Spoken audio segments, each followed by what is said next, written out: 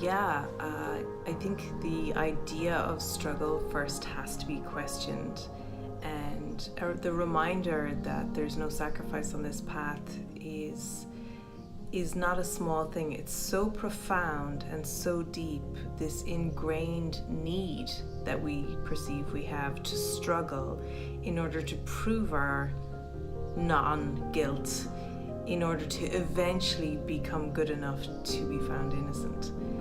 And what you have to see when you're experiencing struggle and you have this perception like you need to find a balance between looking at the darkness and just popping through at other times, is to question the belief in processing. So you're given along this pathway many tools, whether it's A Course in Miracles, you study a bit of Vedanta, whether it's self-inquiry, whether it's doing the levels of mind. There's many tools that you'll be given, but it's a process until it's an experience. And so what happens is, don't dig, don't go looking for stuff, but be very, very open and aware and available to what arises in the moment.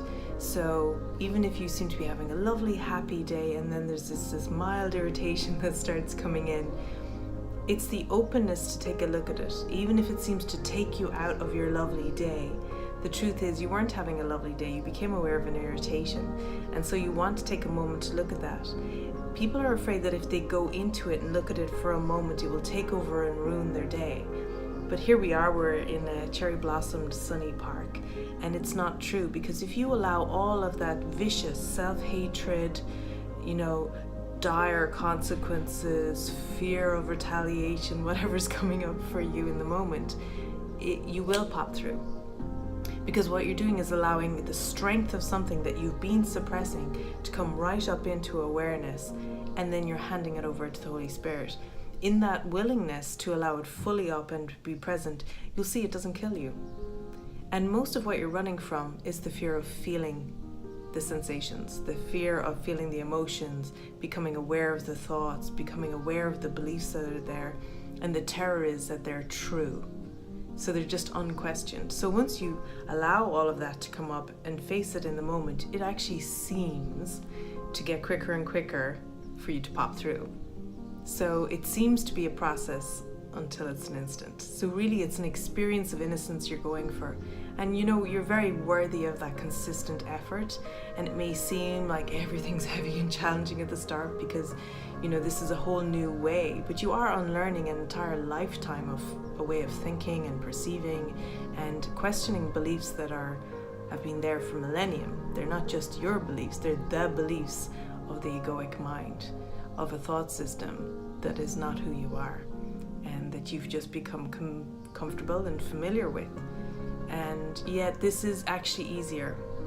Just simply saying how things are, like a small 2-year-old, offering them over to the Spirit once they come up, allowing yourself to understand that you're responsible for the correction, not for the error. And then just saying, okay, well, I've done my part, I've become aware of what's there, it's in awareness, I'm willing to question it, or be very authentic and say, I'm actually not willing to question that yet. It seems very valuable to maintain that belief. Whichever it is for you in that moment, you're now at least aware. And this is about awakening and awareness.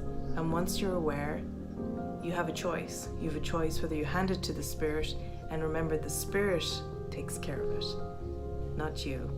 You are not responsible for the error. You're only responsible for the correction.